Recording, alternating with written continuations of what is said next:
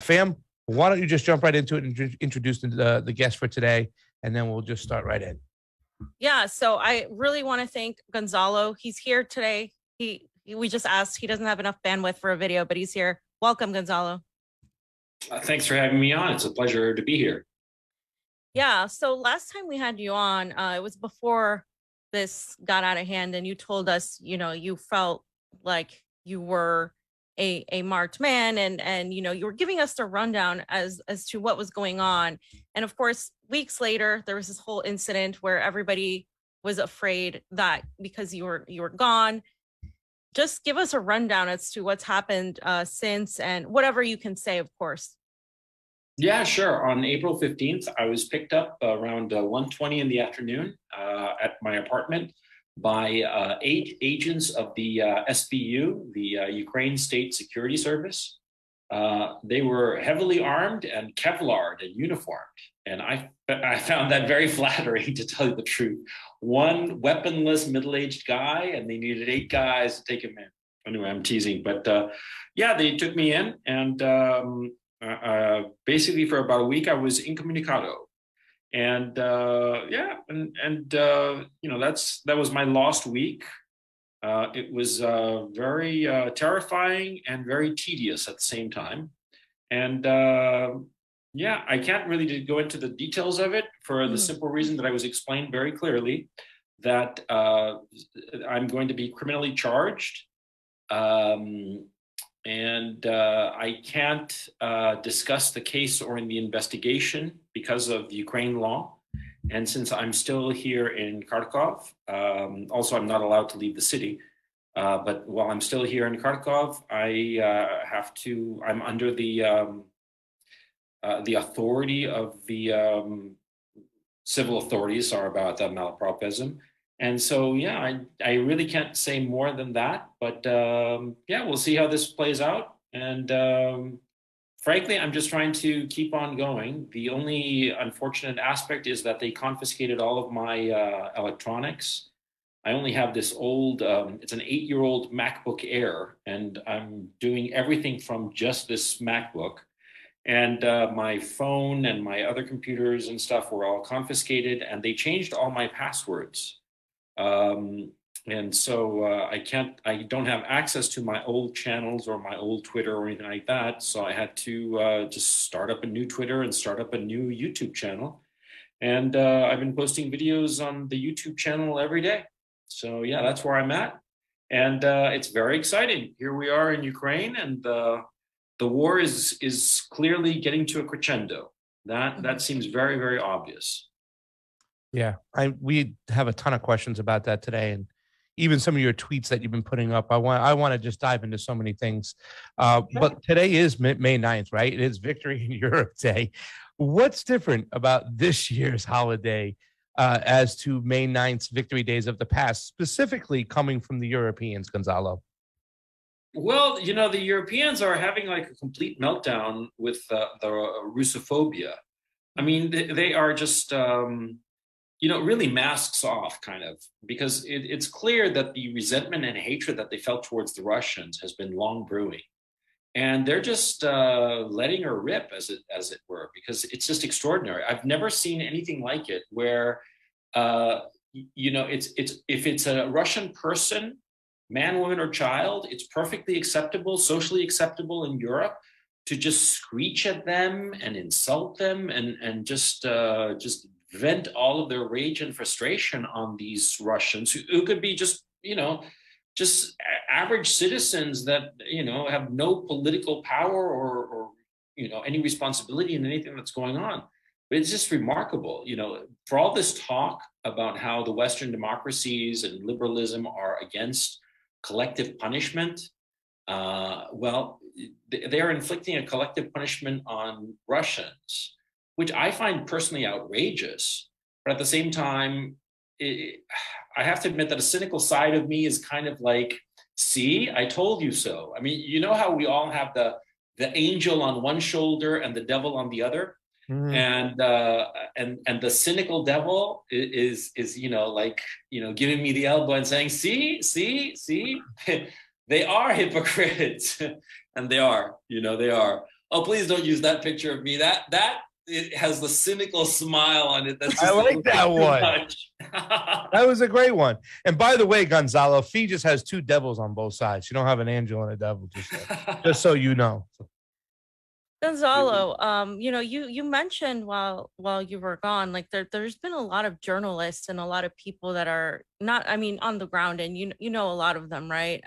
Patrick Lancaster, Eva Bartlett's been on the ground. There's been several Ukrainians and Russians just covering this on the ground, and you mentioned people that were also gone, that they haven't been heard from by the SBU and by other factions. What can you say about the danger of being a journalist right now on the ground, or being someone that's talking? Sure.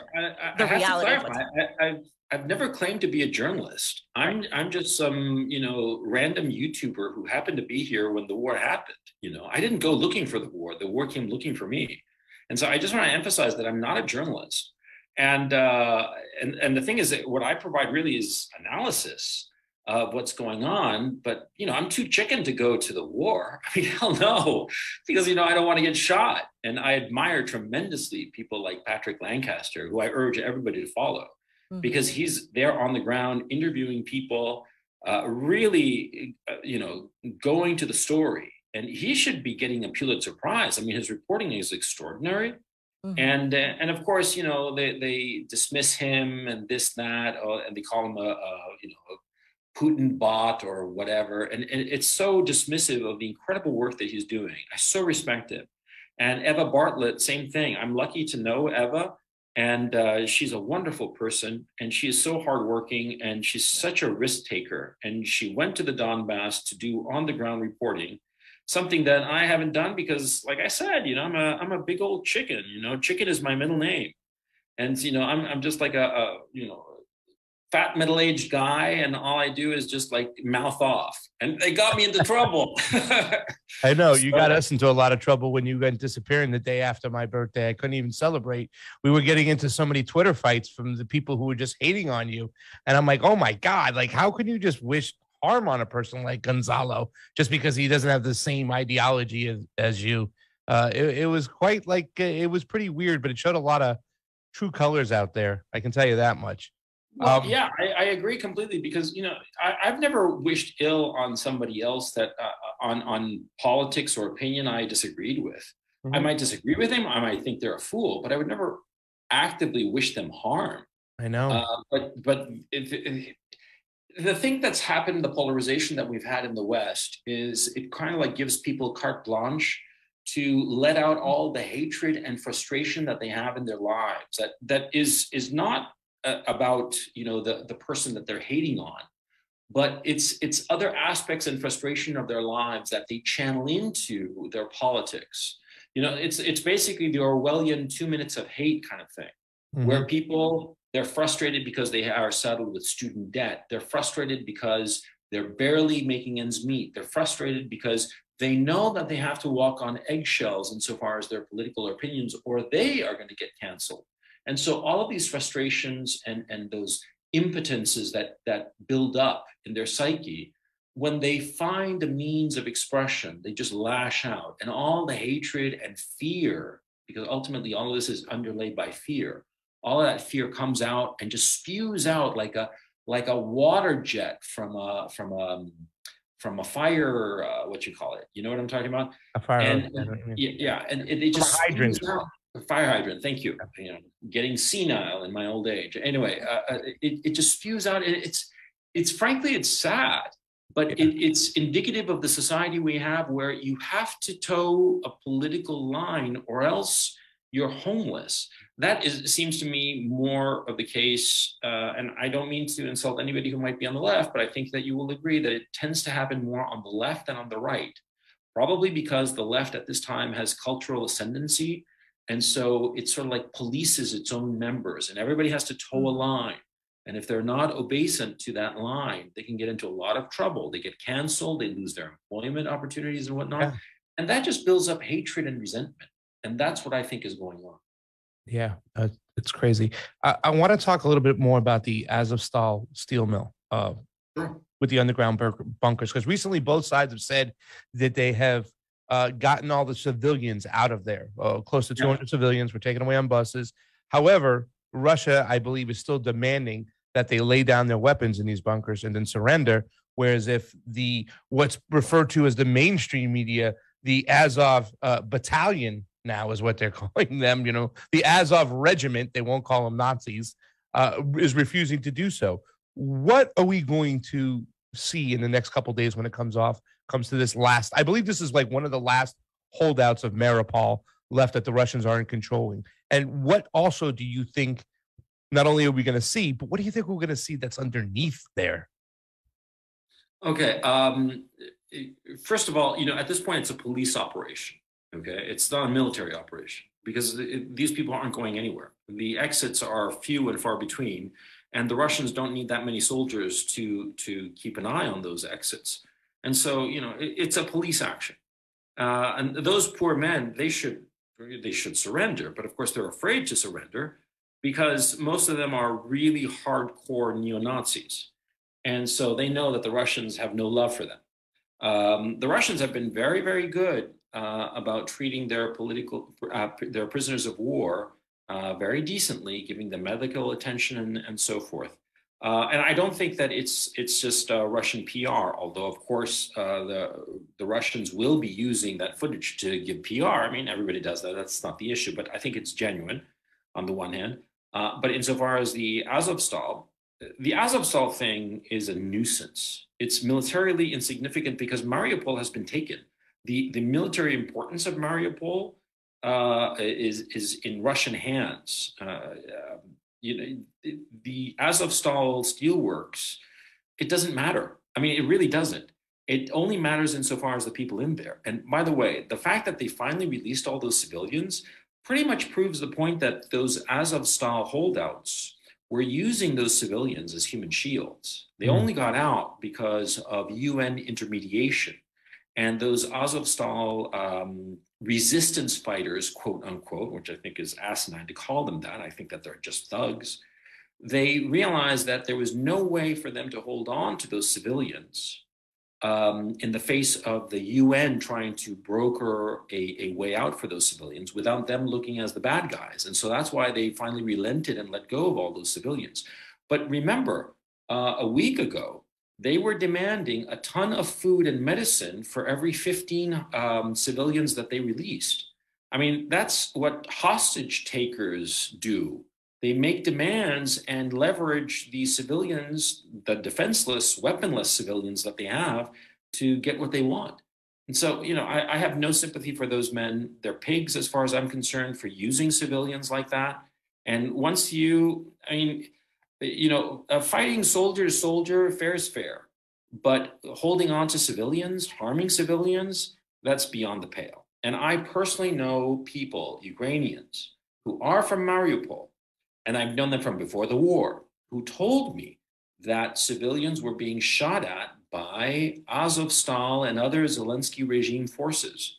And so, the stories coming out of Mariupol are absolutely true, that the Azov battalion people used civilians as human shields. They would shoot at them to prevent them from leaving the city. They would shoot up their cars. And I heard this from people that I know personally, that I can give first and last names, who are from Mariupol. And a woman I know personally that I've known for, 8, 9 months, I suppose. I was talking to her about it, and she was extremely worried because her parents and aunt and uncle were there, because she was from there. I had no idea. And she was the one who told me, unbidden, she told me about how her family members were being used as human shields.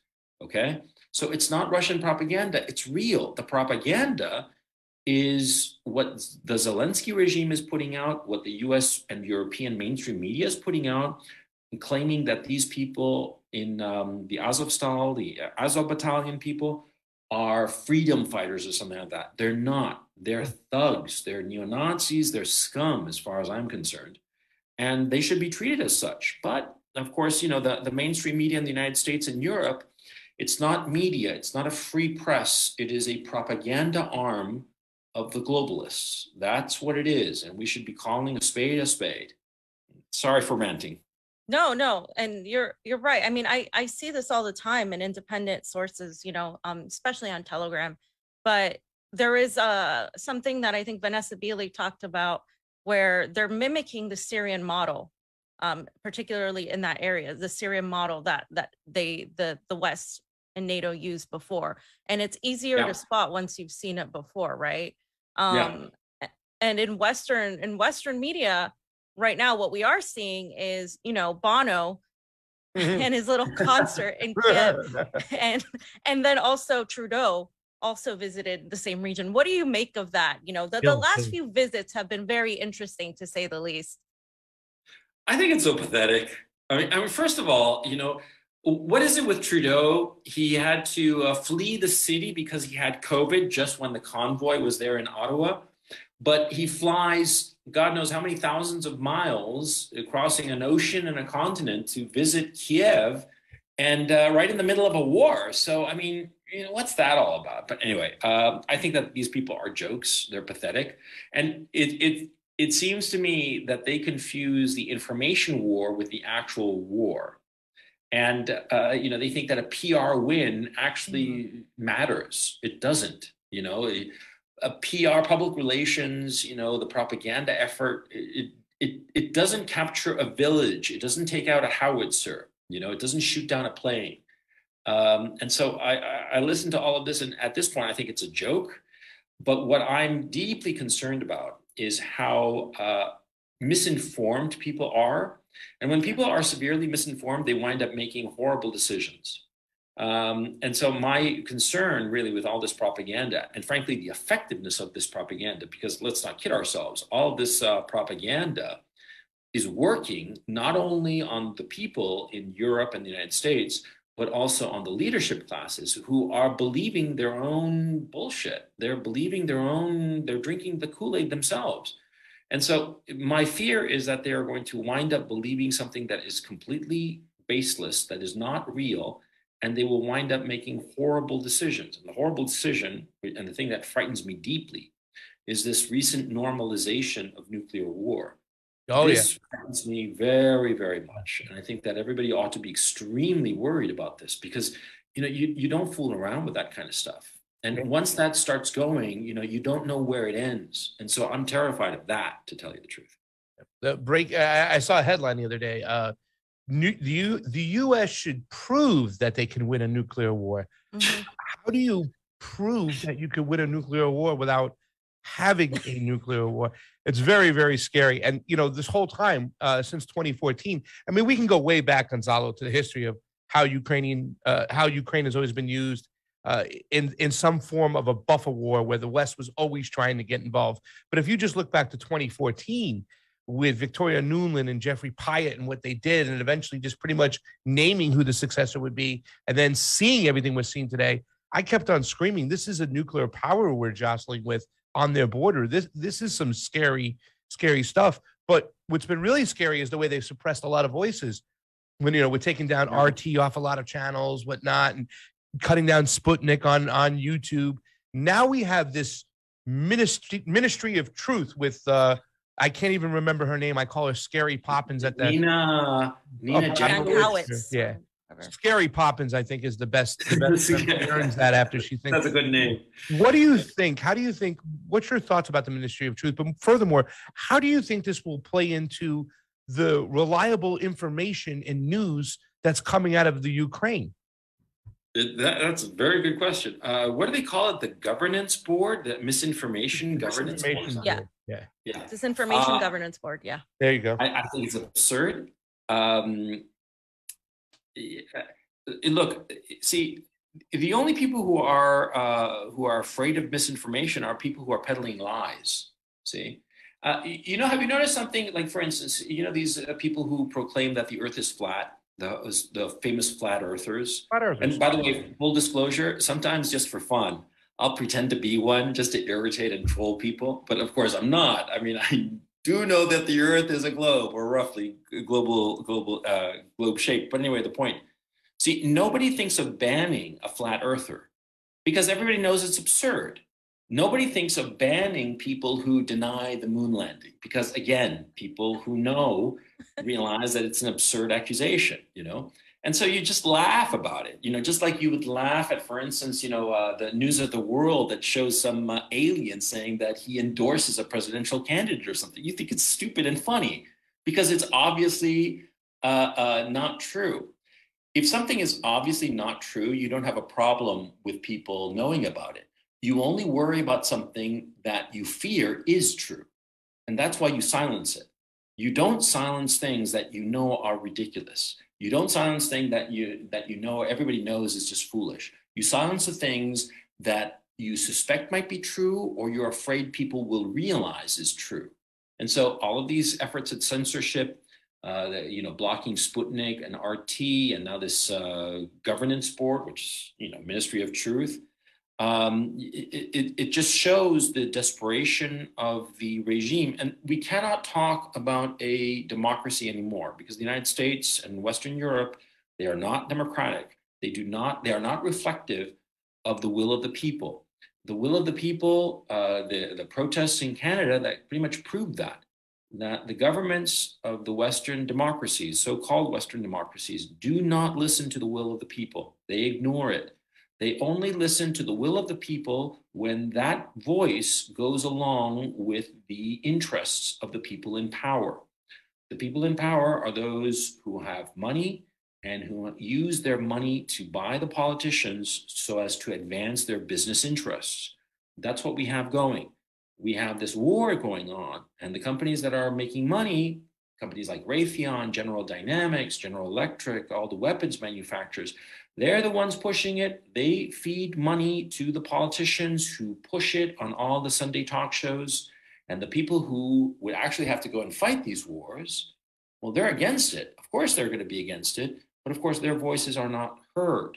They're the people. They're the people who would actually have to fight these wars, but they are either ignored, or if they actually get around to speaking their minds, they get silenced. Like what happened with the convoy in Canada. I can't emphasize enough the Canada convoy because that was indicative of how far the democracies have fallen. All of those truckers with legitimate grievances, and they were persecuted. Some of them lost their bank accounts, their livelihoods. They were targeted for persecution by the government. And nobody said anything. And the so-called free press, the media, they were cheerleading the government's efforts to silence these people. Mm-hmm. Yep. I mean, like, what the hell? What kind of democracy is that? That's not a democracy. Yeah, I mean, they were the Nazis, Gonzalo, not the Azov Battalion. They were the Nazis. They were the one Nazis. Nazi flag, yeah. And then all of a sudden, the whole thing was the right-wing Nazis, and we actually lost a lot of friends over that particular incident because there was a segment of the so-called anti-imperialist left, which I consider myself a part of, that was saying they were completely just useless because they were ruled by right-wing oligarchs, and that's everybody that was pushing that. So, they completely threw it off and didn't even talk about the fact that their money was confiscated. That is a precedent that was set that affects any sort of movement, social movement that a lot of these people tend to want to organize around. Completely makes it impossible now because they could do that to you at any given time. And so that, and then now we're at the point where I think they're banning in the EU, they're banning the St. George ribbon, which marks the ribbon that it was like the orange and black ribbon that marks the defeat of the Nazis after World War II. And they're banning that ribbon. They're banning everything that's Russian. And nobody's saying a goddamn thing about it because it's Putin's propaganda. Right. So I think a lot of people are just waiting on a billionaire or somebody to save the internet, right? What is your opinion on Elon Musk and he had a whole meltdown because he thinks his life is threatened. Do you think that Elon Musk is a threat to anybody at this point in the West? My thinking is that, look, why would anybody realistically think that Elon Musk is going to save the day of free speech? I mean, did another billionaire, Donald Trump, save the day? No, he didn't. I mean, it's weird. We put our hopes in these billionaires, And that kind of like gives the game away, that we realize that we live in an oligarchy where the rich men control our destinies. And so we have to find the right rich guy who will support our pet cause. You know, our pet cause, of course, being living free and being able to speak our minds without, you know, horrifying consequences, right? You know, that mentality, we have to break up these oligarchs. And look, I'm a guy on the right. I would be considered right wing. I am a conservative, a hardcore conservative. I'm against a whole bunch of government stuff and all the rest of it. But the oligarchs and the monopolies that have been allowed to be created that undermine free competition and concentrate power in the hands of very, very few players, I am totally against that, because it's anti-capitalistic, because it's monopolistic. It's basically creating the conditions where you will have an oligarchy as we have today in the West. And so I am so radically against the oligarchs, and I'm so radically against the notion that an oligarch can save us, because if we have that mentality, we are going to be looking for a savior, and there will never be such a man, such a savior. You know, Jesus Christ died on the cross 2,000 years ago. And so far, I don't think the second coming is here. And I sure know that Elon Musk is not the second coming. Okay, that I know. And so for us to be depending on one man is a mistake. We have to depend on ourselves. And what we have to do is, I think that we have to turn up the heat. And I understand how terrified people are of the consequences that can befall one if you cross the government. You can lose your bank accounts, let alone your employment. You can lose the ability to fly. You can lose the ability to even leave the country. As has happened to Canadians. And so but my thinking is that we have to just work up some courage and all band together and fight this, because this is dictatorship. This is what tyranny looks like. I'm going to tell you, I'm from Chile. I lived during the Pinochet dictatorship, and I'm not kidding. There is less freedom in the West than during the Pinochet dictatorship. And that's a fact. And during the Pinochet dictatorship, you could tell people that you were a communist. There were communist newspapers that you could buy at the local kiosk, right on the street corner there. I saw it. I saw it. It was a newspaper called El Clarín. It was a communist daily, or every 2 days or something like that. And there was more freedom in the Pinochet dictatorship than there is today in the West. And I'm not kidding. I wish I were. I wish I were exaggerating, but that's the truth. Okay?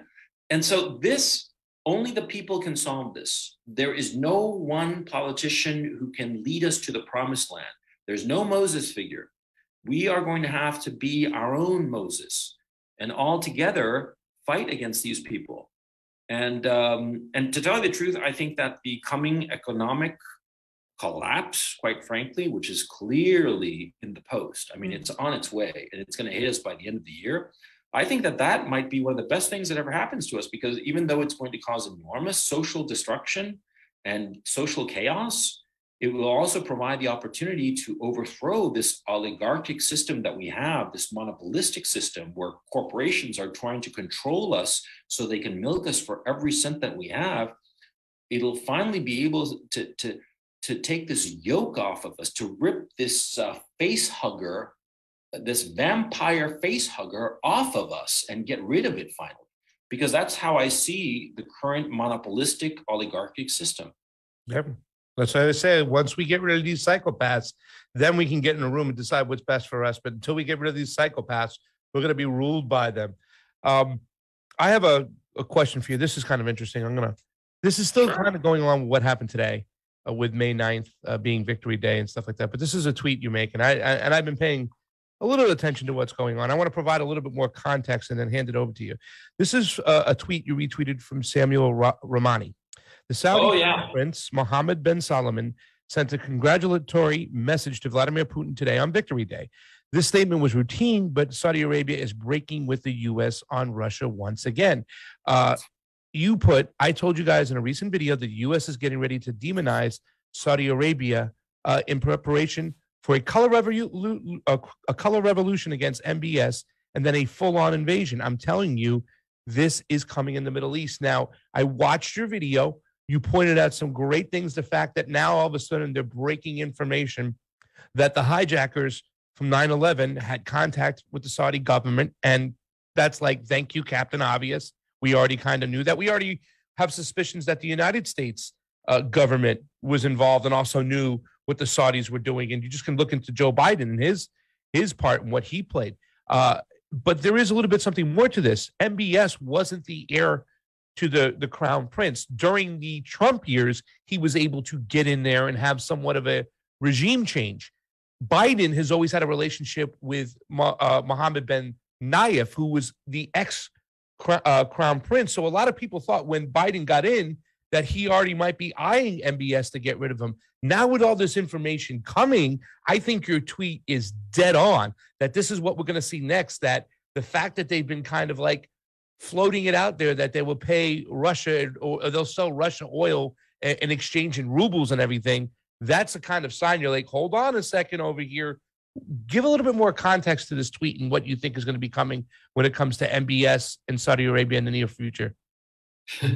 Well, first of all, I just want to say that my new name is Gonzalo the Magnificent, who can see the future. But kidding aside, the game was given away as far as I'm concerned when Mohammed bin Salman started making noises about selling Saudi oil in renminbi, the Chinese currency. Yes, that's not rubles. It's called sometimes the yuan, sometimes the RMB. I actually don't know why it has these various names, but it's not important. The important point is that Mohammed bin Salman started making noises about this. And the relationship between Mohammed bin Salman and the Biden administration is not the best for the reasons that you explained, that Biden basically backed the other horse. Mm-hmm. And Mohammed bin Salman is not yet king. He's the guy, but there's still some jockeying to be done. Until he's actually crowned, he's not the king. So he's de facto ruler, but not the de jure ruler. And so I think that there are a lot of factors at play here. Now, of course, the United States needs Saudi Arabia to sell its oil in dollars because what it does is, this is an old deal that was struck in 1974 that people don't notice it because of Watergate, but it was a crucial deal because the United States went off the gold standard in 1971, and that ushered in all kinds of inflation. And in 1974, the Treasury Secretary at the time, a man named Simon, was the one who negotiated a deal whereby the United States would protect the House of Saud, not Saudi Arabia, mind you, the House of Saud, guarantee the protection, the military protection of the House of Saud, and sell weapons and some other goodies.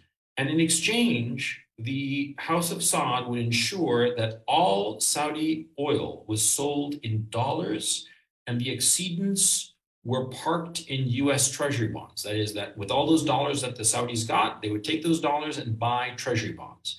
And this is the famous petrodollar. And this is the reason that the United States can have these enormous deficits and trade deficits and still have a functioning currency. Now, this currency is collapsing, as we see, and we can see it with the inflation going on. And we've seen it with the money printing over the last 2-3 years. And so the currency is collapsing. And so Mohammed bin Salman is thinking realistically that the dollar might go the way of the dodo. So it might be smart to exit the dollar and go into a currency that might be a little bit harder long term. That's why he was negotiating with the Chinese. And of course, the Chinese buy a boatload of oil from them, several boatloads. And so it made sense from the point of view of Mohammed bin Salman and the Saudis. But to the United States, this is an existential threat, because once the Saudis start selling a substantial fraction of their oil in some other currency, then there isn't going to be the demand for dollars. Because the way that the system works is very simple. If you are, say, Japan, and you produce goods and services and you have yen, you need to buy oil for your factories and all the rest of it. So you take your yen and you go to Saudi Arabia and say, here, I have yen. And Saudis say, no, we only take dollars. So you, as a Japanese company or factory, you have to go out into the open market and buy dollars. You have to trade your yen for dollars. And what's that? You're creating demand for the dollar. And when something has a demand, it goes up in price. And so this is the mechanism by which the dollar has been supported in terms of value. Other countries, I mean, not countries per se, but at the factories and the industries in the various countries, they need to buy oil from Saudi Arabia and the other OPEC countries. And they can only buy that oil in dollars. And so they take their currency, be it the Japanese yen, the euro, the peso, whatever it is, and they go and buy dollars. And this props up the value of the dollar, and they take those dollars and go and buy oil. That's how the system works. And it's worked to the benefit of the United States and to the prosperity of the United States. And also, it's allowed the United States to max out its credit card insofar as government debt. That's why the United States can have such relatively low taxes compared to other advanced economies like Japan, like Europe, such low taxes and such high services. Because you see, all of these services and the low taxes, it creates a deficit. But that deficit is essentially covered by this system. If the system breaks down, then all of a sudden you're not going to be able to afford the big military. You're not going to be able to afford the social security system. You're not going to be able to afford all kinds of other government programs.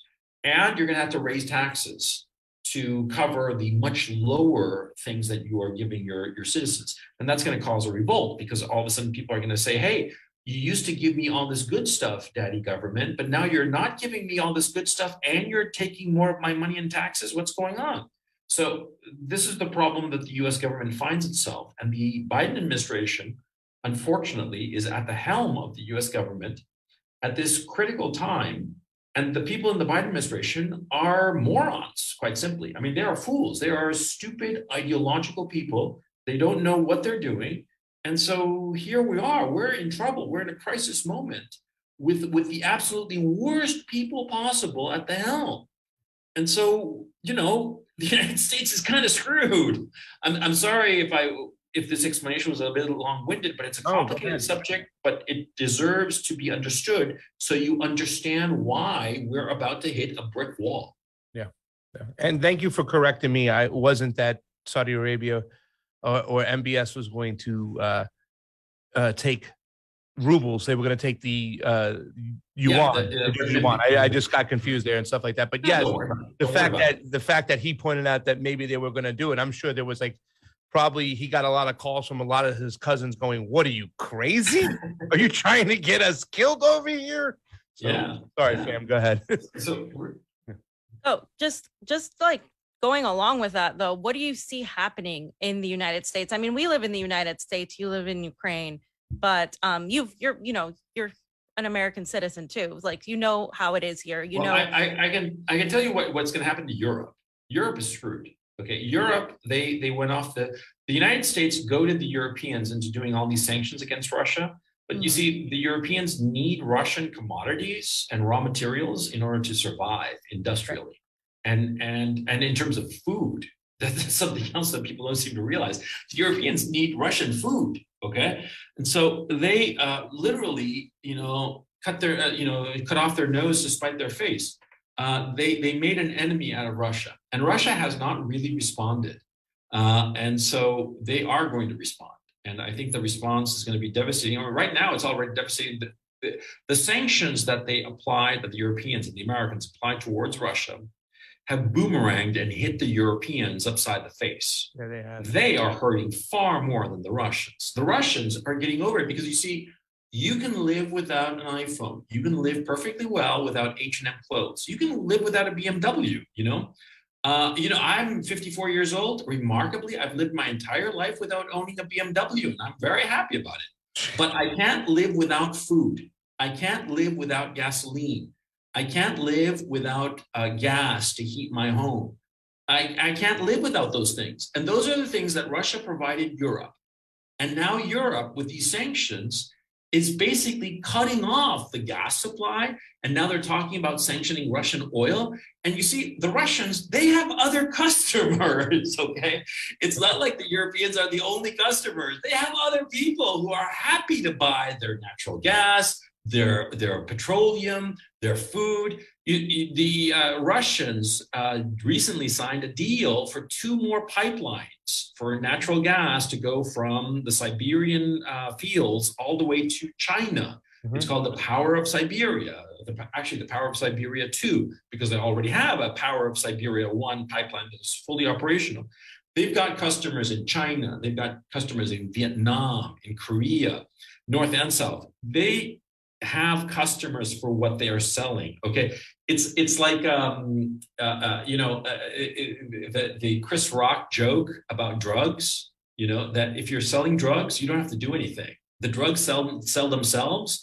Well, same thing. You know, the gasoline, the petroleum, the natural gas, the food.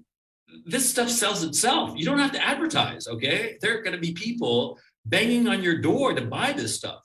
So the Europeans sanctioning the Russians only hurts the Europeans because the Europeans, number one, they are a net food importer. That is, they need food from outside, number one.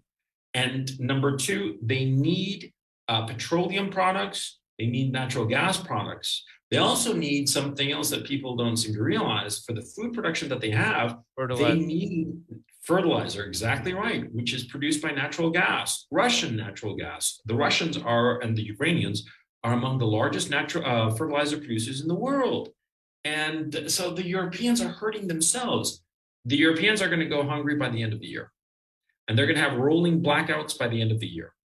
And they are going to go cold by the end of the year. This winter, 2022-23, is going to be one of the most devastating in European history. I mean, nothing will come even close in anybody's lifetime, okay? You're gonna have to go back to the Great Depression or Jesus, go back all the way to Bismarck in the 19th century before you come across something as horrifying economically as what's gonna hit Europe now. Yeah. And the spillover from Europe is gonna hit the United States. It's undoubtedly. And they're doing it to themselves. They're doing it to themselves. That's the crazy part about this whole thing is, I mean, what's the new guy in Germany? I can't even remember. Is it Schultz? Olaf Scholz. Oh my God, they're doing it to themselves. Yeah, yeah. I mean, it's so insane that you say to yourself, "No, this can't be true." And you start like rereading stuff and looking the figures over, and you're like, "No, I must be wrong. Nobody can be this stupid." But they are. I mean, that's the thing. They are. It's so mind-boggling.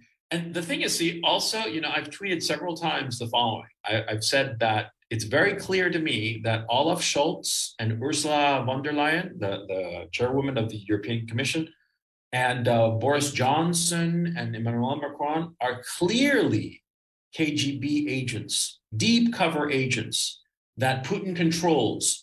Because that's the only explanation for how they are torpedoing their own countries and their own continent.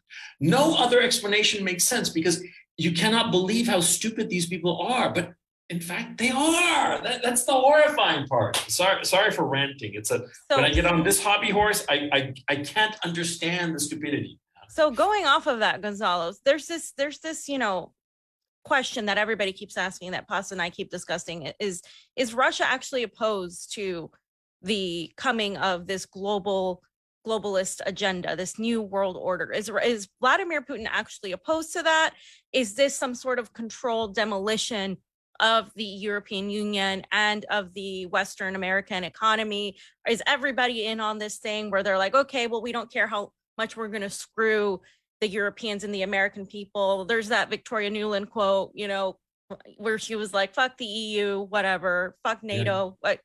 Yeah. Where she was like saying, I don't care about these people. So really, what do you think is behind this? Do you think there is an opposition from Vladimir Putin and Russia? And do you think that this is some sort of controlled demolition? Because you just said like they're either that stupid or they're in on it. So which do you think it is? No.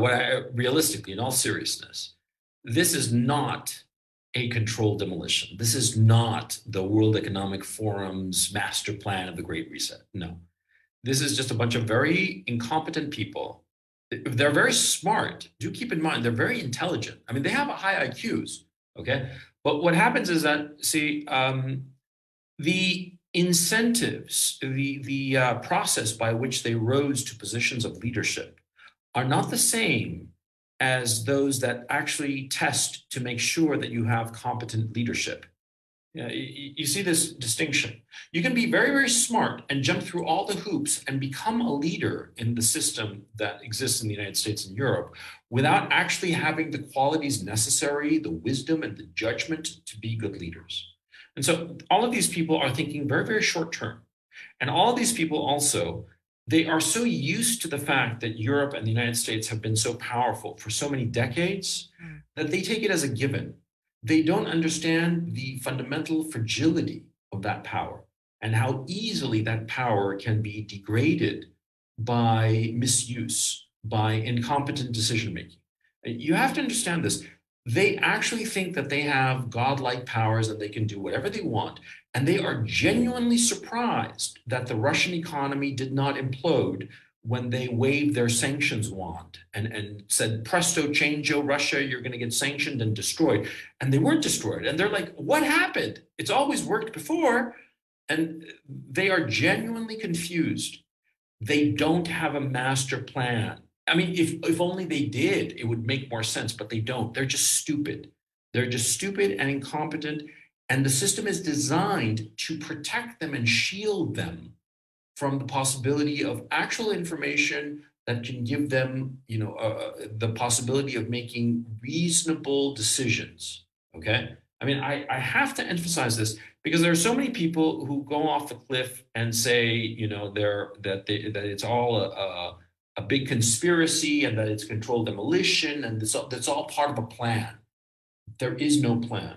I mean, I can tell you, I don't want to sound like a jerk, okay? But in my own life, I've been fortunate enough to meet many very influential people and be very on the periphery of very interesting events and to see different groups of people interacting. And I've noticed that the generations that are currently in power are fundamentally stupid. They are remarkably stupid. Like Justin Trudeau, for instance. He is a fool. He is an absolute fool. And he is controlled by, some of his staffers, Freeland, and a few other people. And those people are ideologues. What we are experiencing now is late stage communism under Brezhnev.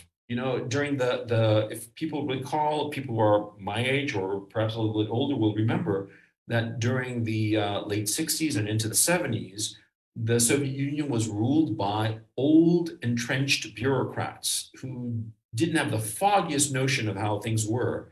And it was the Brezhnev era. Brezhnev was the secretary of the Communist Party at the time, and he was the leader of the Soviet Union. And he was an old, drunk bureaucrat who was running things, and he didn't have the foggiest notion of what he was doing. That's basically what's happening.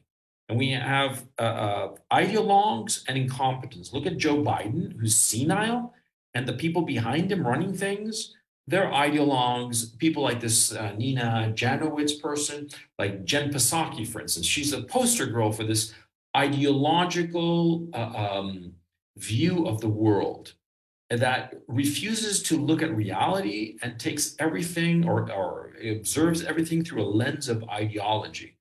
That's what's going on, a lack of realism and an ideological blindness.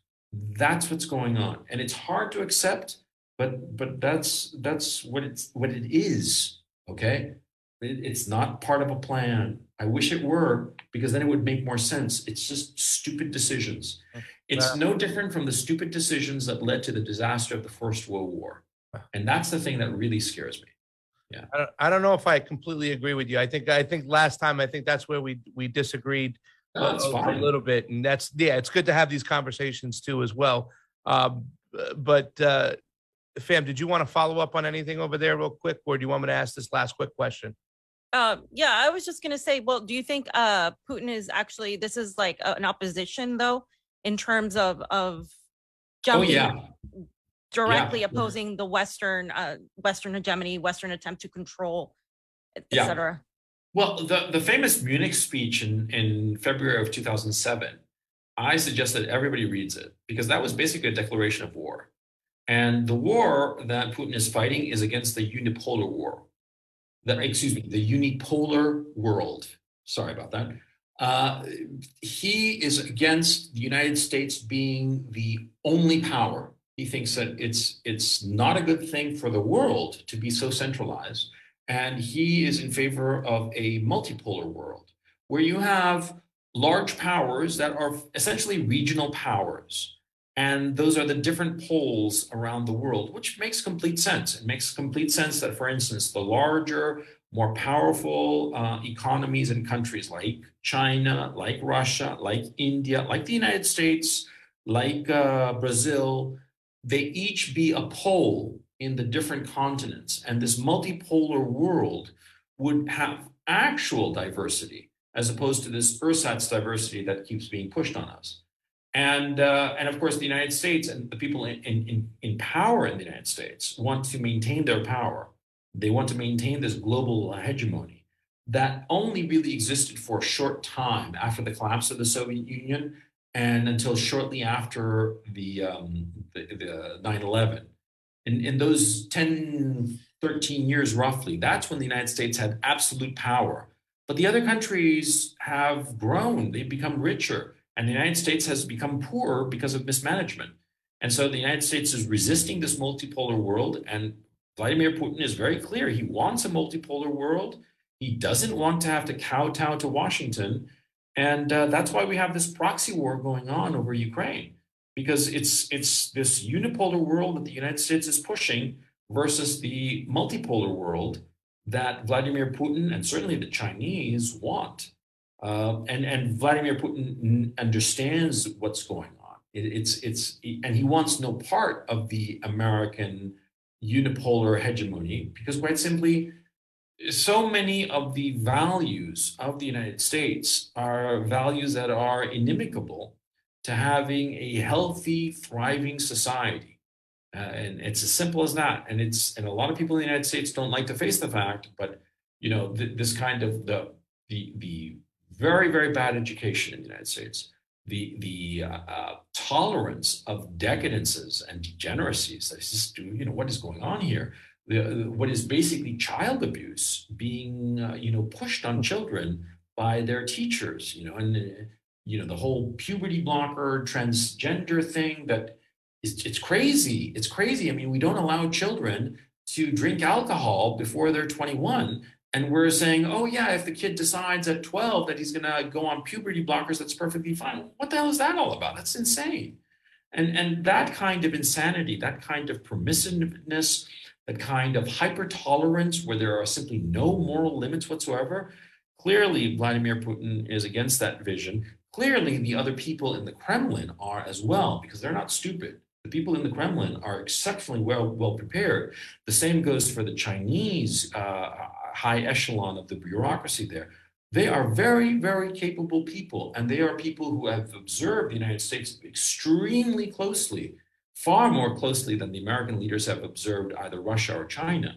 And so when they look at the United States and they see what liberalism has become, and I'm talking not liberalism in the political liberal conservative, I'm talking about liberalism in the Enlightenment sense, they see how liberalism that had a great flowering during the 19th century and the 20th century has decayed and degenerated now in the early 21st century. And they want no part of that, justifiably so. They want a strong, healthy society that grows in a wholesome manner and not a society like the ones in Europe that is basically exhausted and dying, or the United States where it's polarized and decadent and degenerate. And they don't want a part of that. And frankly, I don't blame them. I mean, look, I can live in the West if I want to tomorrow. I don't live in the West because I don't want any part of what I see going on in Europe and the United States. I don't want it. I want a society that is healthy and wholesome for my own children. And the Russians and the Chinese pretty much think the same. Gonzalo, we're seeing on these maps posted by Muna of Alabama that pretty much the Russians are now controlling all the eastern parts of Ukraine. And in fact, on their map, you're now living in or close to Mother Russia, We've heard Scott Ritter talk about the fact that this war is all but over. Are you seeing the same thing on the ground? And how much longer do you predict that this Russian military is going to continue? I would also like to add that they've also taken part of the southern territories, pretty much cutting off the Black Sea from Ukraine. So what are your thoughts on that? And as far as, is this thing all but over? And how much longer are we going to see military action? It's over. Okay, it's over. So to it's say over. That, yeah, it's over. It's been over. I would say, I would say that when they finally took Mariupol, that was the end. Yeah. And yeah, like for instance, like today, the Russians pulled back from the east of the city of Kharkov. I'm in Kharkov. I'm near the city center. Mm-hmm. And about 20 kilometers from here, what's that, roughly 13 miles or so, they pulled back. The Russians pulled back, basically to straighten out their line, their front, and to shorten it. And so they pulled back, and the Ukrainians advanced, but they didn't actually capture it. They just advanced over ground that had been ceded.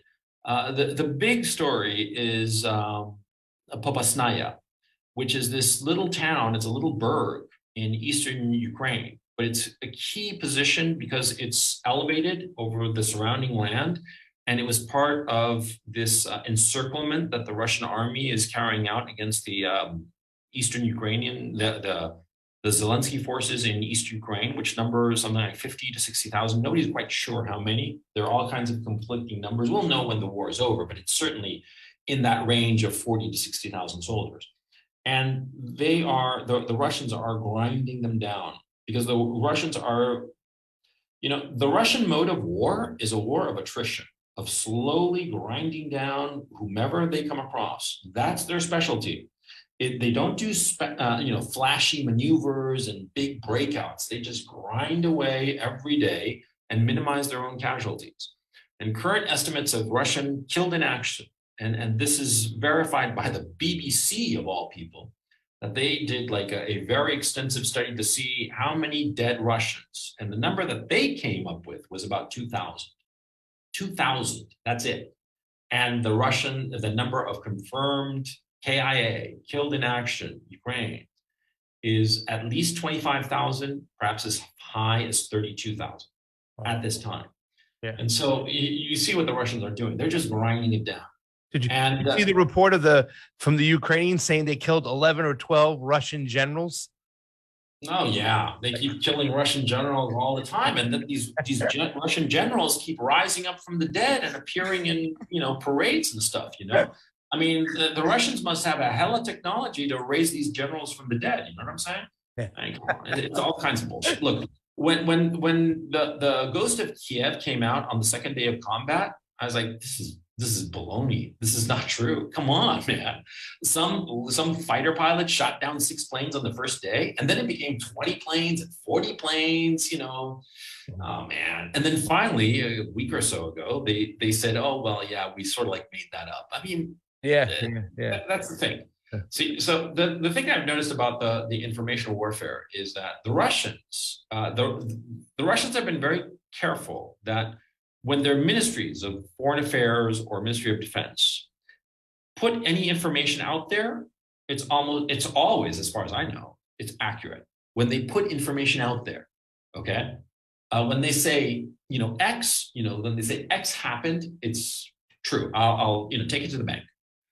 Sometimes the Russian Ministry of Defense or the Ministry of Foreign Affairs will not say something that did happen. But, that's a lie of omission. Yeah. But, they're not telling you a lie. They're just not telling you the truth or the whole truth. Okay.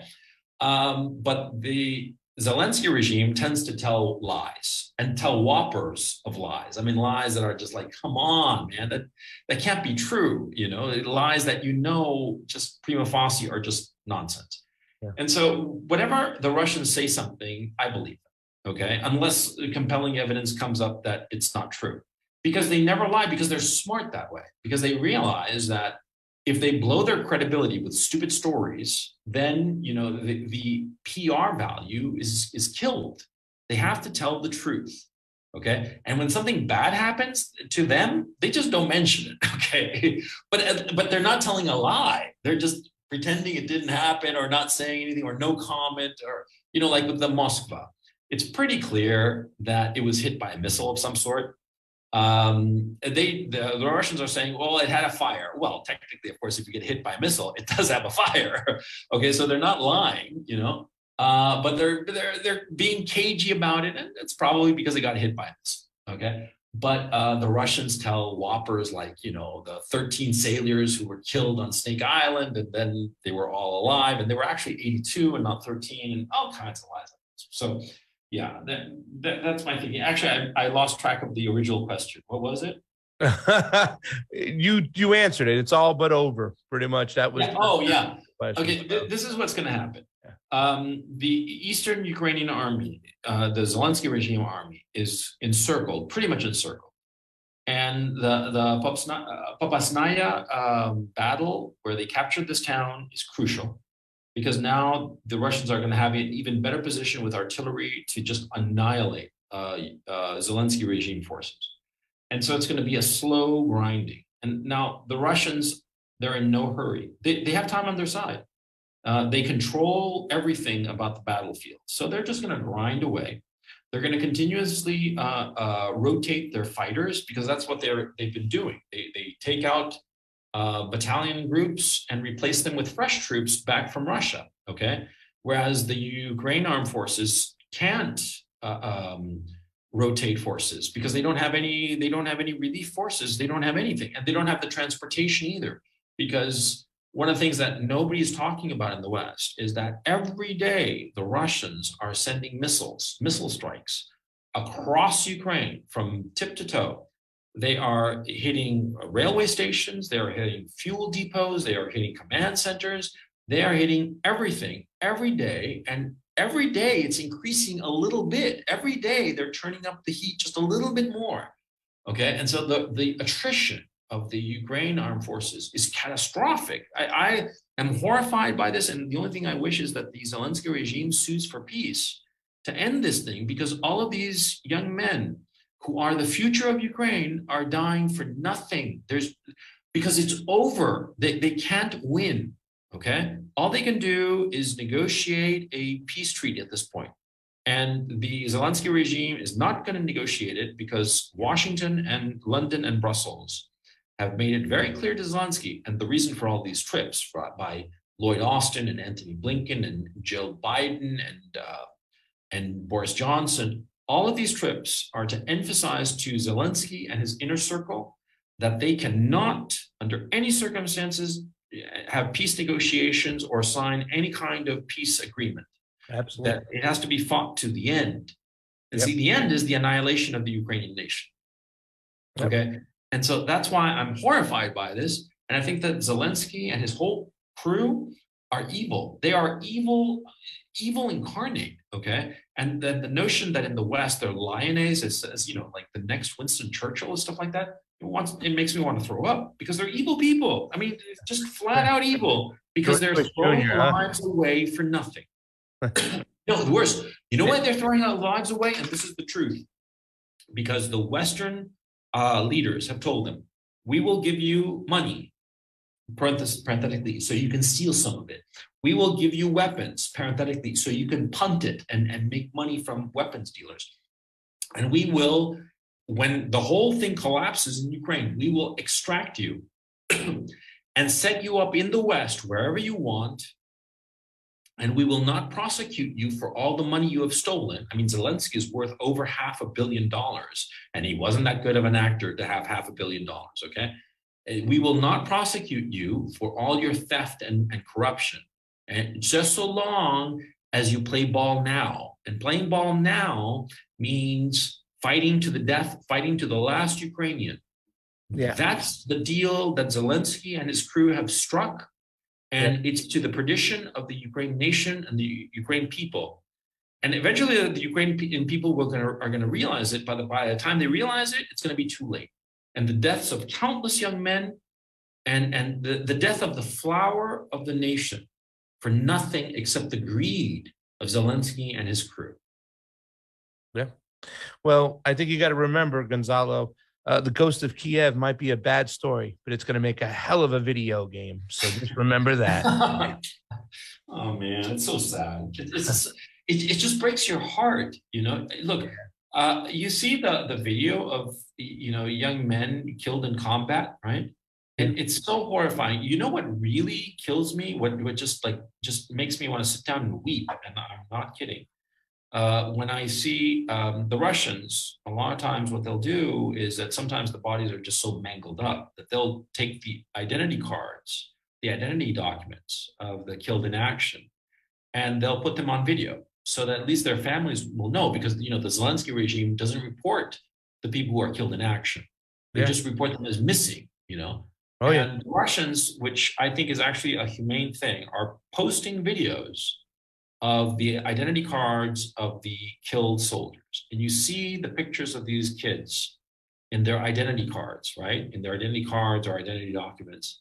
And they're babies, they're little 18-year-old, 20-year-old, scruffy little babies, I mean, like I said before, I'm 54. A kid like that of 20 years old, he can be my son easily. And I look at that boy and I think of my own self when I was 20. I was an idiot, as we all were when we were 20.